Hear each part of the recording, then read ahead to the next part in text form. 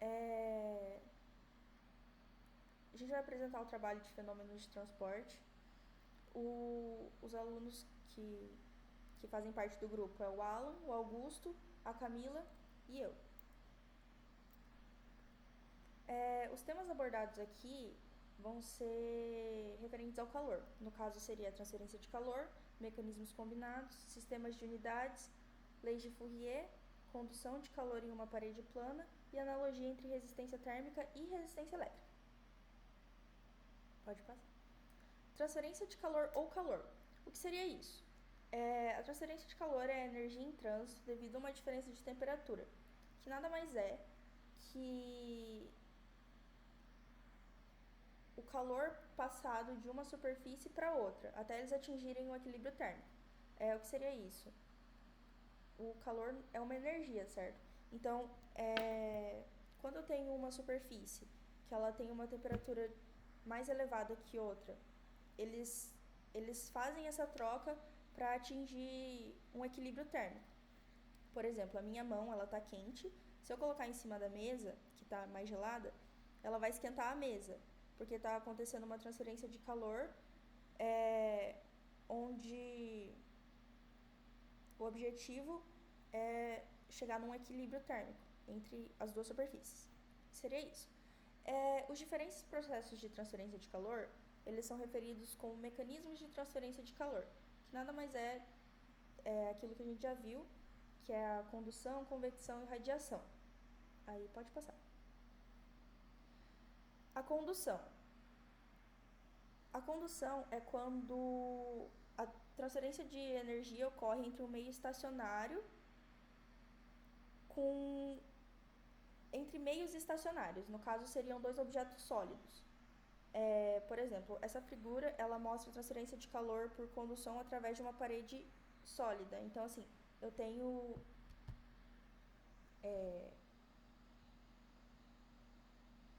tem calor, tem uma temperatura de um lado da parede e daí tem outra temperatura no outro lado da parede. E daí elas estão fazendo uma troca de calor para eles atingirem um equilíbrio. Seria isso. Ou o exemplo da panela transferindo calor para o alimento.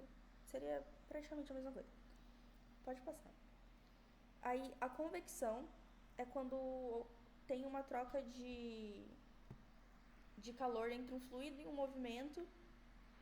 movimento com uma superfície sólida, uma superfície estacionária. No caso, pode ser fluidos ou gases. Então, por exemplo, um chuveiro ou uma chaleira, que o calor da chaleira está sendo transferido para a água e assim vai. É assim que funciona a convecção. Pode passar. A radiação, ela é feita por ondas eletromagnéticas. Então, são duas superfícies e daí o calor ele é transferido através dessas ondas, né? Por exemplo, o sol batendo no chão e daí esquentando o chão. Seria praticamente isso. Pode passar. Aí, a relevância da transferência de calor. A transferência de calor é fundamental para todos os ramos da engenharia, não só da engenharia, né? Tem muitas outras profissões que fazem uso desse conceito. Mas a gente, por exemplo, a gente usa na geração de eletricidade, a hidráulica, a fusão nuclear, fóssil, geotérmica. Tipo, é uma das coisas mais importantes para essas áreas, né? Aí tem esses outros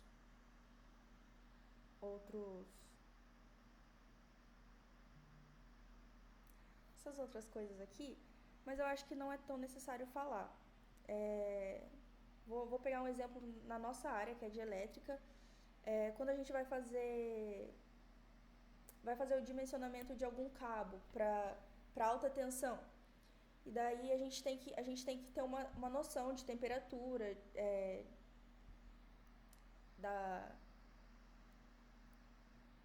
para não não derreter o cabo ou dar algum problema assim. Acho que vocês entenderam, né? Amiga, pode pular.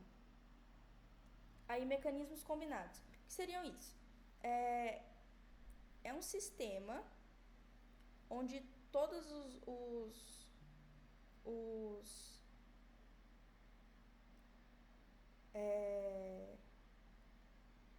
todos os objetos que compõem esse sistema, eles fazem alguma troca de calor de algum tipo de mecanismo. Por exemplo, o que a gente falou no outro slide, que são os mecanismos de transferência de calor.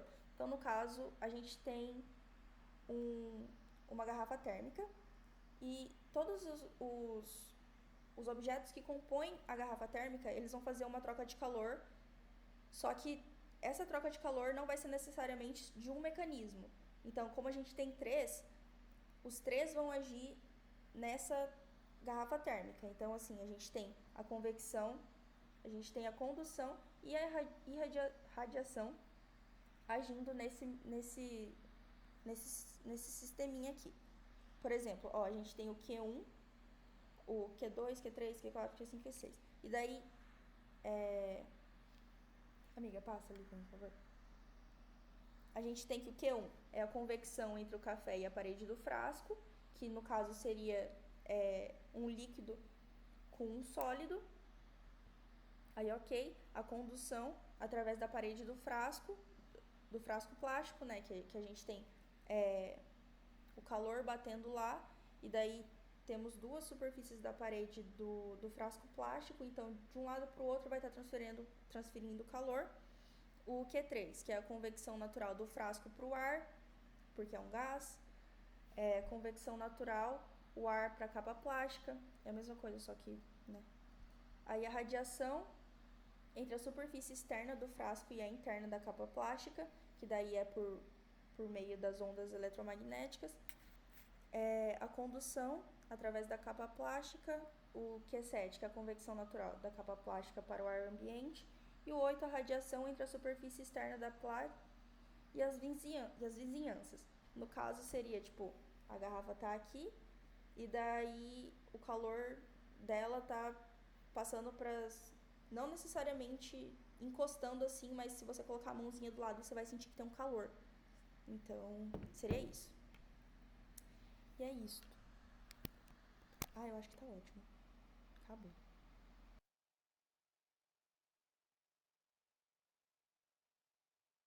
Bom, então, eu sou Alan e eu vou falar agora sobre sistemas de unidades.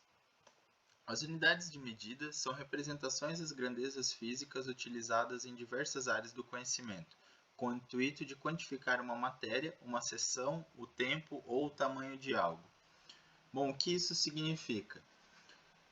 Historicamente falando, o ser humano teve a necessidade de se quantificar certas coisas, como o tempo, tamanhos, né, a distância, volume, áreas. Então, para isso, foram desenvolvidas as unidades de medida. E muito lá atrás, as civilizações utilizavam, cada uma utilizava a sua própria unidade de medida, né?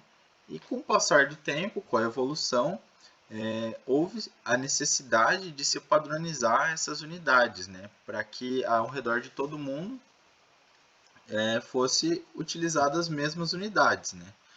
Então, com isso, foi criado o Sistema Internacional de Unidades, né, como é conhecido também o SI. O que o SI fez? Ele basicamente padronizou, ele falou quais seriam as unidades de medidas utilizadas para cada situação. Ou seja, digamos que eu queira medir uma distância. A unidade padrão de medida para medir uma distância dada pelo SI seria 1 metro. Então, 1 metro é a unidade padrão imposta pelo Sistema Internacional de Unidades para se medir uma distância. Bom, aqui na matéria de fenômenos do transporte, eu foquei mais em estar apresentando as unidades de medida que a gente mais trabalha, né, dentro dessa matéria. Então, vamos começar aqui pelas unidades de volume. Bom, então quando a gente deseja mensurar, quantificar um volume de um objeto ou de algo, o Sistema Internacional de Unidades nos diz que o metro cúbico é a unidade de medida a ser utilizada quando eu quero quantificar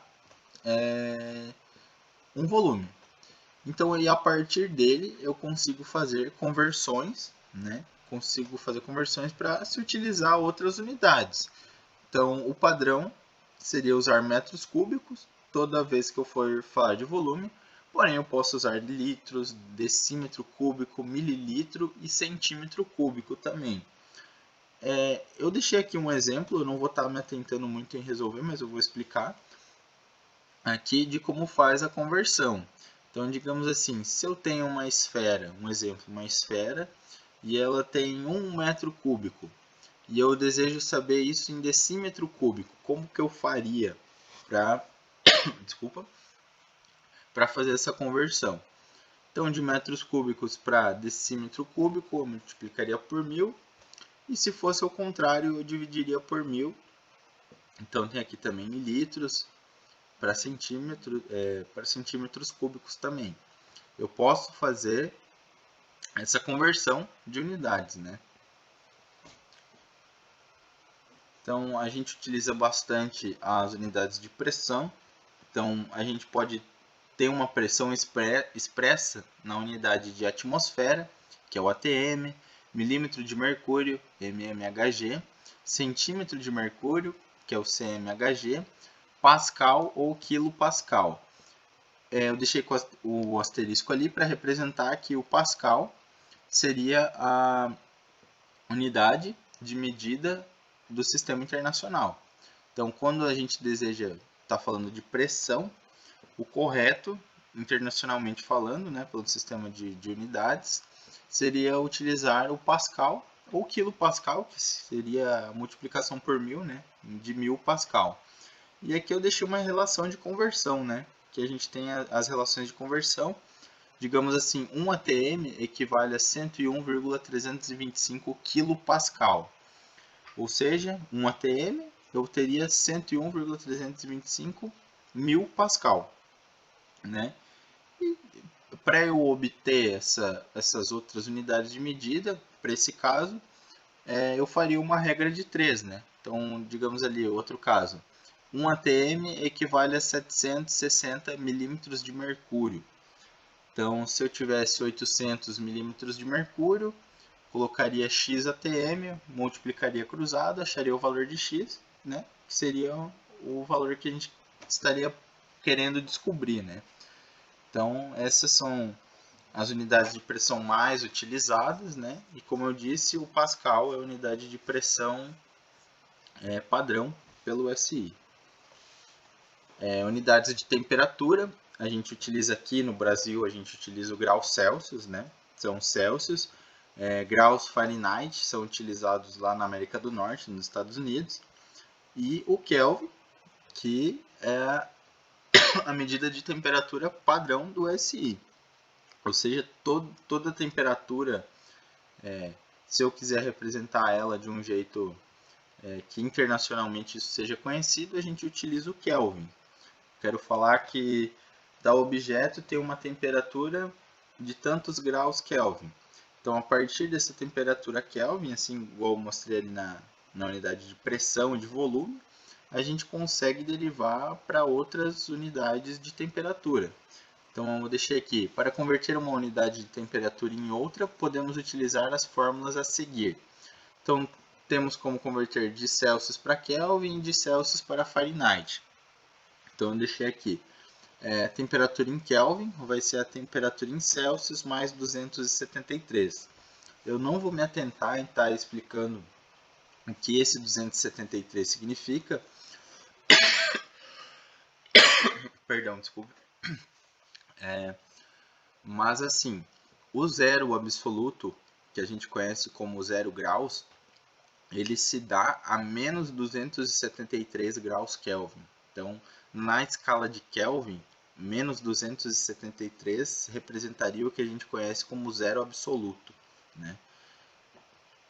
E agora falando dos graus Fahrenheit, aqui temos outra conversão aqui. digamos que de graus Celsius para graus Fahrenheit, a gente pegaria a temperatura em Celsius, seria igual à temperatura em Fahrenheit menos 32. Isso também se dá por uma outra relação de conversão de unidades, e assim se padronizou que para a gente obter as temperaturas basta utilizar essas fórmulas de conversão para a gente obter. Outra unidade que eu coloquei aqui, a unidade de energia na forma de calor, né? Então, o que a gente utiliza bastante, né, que o Sistema Internacional de Unidades nos dá, é que o joule ou quilojoule, que seriam 1000 joules, é a unidade padrão para se medir a energia na forma de calor, né? A gente também tem o calorias e quilocalorias, que são bastante utilizados também, né? Então, para converter uma unidade na outra, basta seguir a relação, que é basicamente aquela relação da pressão que eu expliquei antes. Aqui a gente tem que uma caloria equivale a 4,18 joules, né? Então, digamos assim, se eu quiser saber 6 joules, quantas calorias equivalem a 6 joules, eu faria uma regra de 3, multiplicaria cruzado e faria essa conversão da unidade de calor, né? Então, eu espero que tenha ficado bem explicado, que eu tenha conseguido explicar da melhor maneira aqui. E eu vou passar a palavra agora para o meu colega Augusto, que vai dar continuidade no nosso trabalho falando sobre a lei de Fourier. Tá bom? Muito obrigado. A lei de Fourier. A lei de Fourier é fenomenológica, ou seja, foi desenvolvida a partir da observação dos fenômenos da natureza em experimentos. Imaginemos um experimento onde o fluxo de calor resultante é medido após a variação das condições experimentais. Consideremos, por exemplo, a transferência de calor através de uma barra de ferro com uma das extremidades aquecidas e com a área lateral isolada termicamente, como mostra a figura. Com base em experiência, variando a área de secção da barra, a diferença de temperatura e a distância entre as extremidades chega à seguinte relação de proporcionalidade.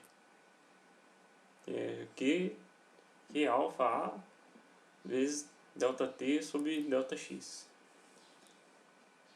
A proporcionalidade pode ser convertida para a igualdade através de um coeficiente de proporcionalidade, e a lei de Fourier pode ser enunciada assim: a quantidade de calor transmitida pela condução na unidade de tempo em um material é igual ao produto das seguintes quantidades, que é igual a menos K vezes A vezes dt sobre dx, que seria o fluxo de calor por condução, a condutividade térmica do material, A seria a área da secção, e o dt sobre dx o gradiente de temperatura da secção. A razão do sinal menos na equação de Fourier é que a direção do aumento da distância x deve ser a direção do fluxo de calor positivo. Como o calor flui do ponto de temperatura mais alta para de temperatura mais baixa, o fluxo só será positivo quando o gradiente for positivo. O fator de proporcionalidade K, que surge da equação de Fourier, é uma propriedade de cada material e vem exprimir a maior ou menor facilidade que um material apresenta à condução de calor. Sua unidade é facilmente obtida da própria equação de Fourier, e assim fica sua unidade no sistema inglês e no sistema internacional. Os valores numéricos de K variam em extensa faixa dependendo da constituição química, estado físico e temperatura dos materiais. Quando o valor de K é elevado, o material é considerado condutor térmico e, caso contrário, isolante térmico. Com relação à temperatura, em alguns materiais como o alumínio e o cobre, o K varia muito pouco com a temperatura. Porém, em outros materiais como alguns aços, o K varia significativamente com a temperatura. Nesses casos, adota-se como solução de engenharia um valor médio de K em um intervalo de temperatura. A variação de condutividade térmica com a temperatura é mostrada na figura a seguir para algumas substâncias.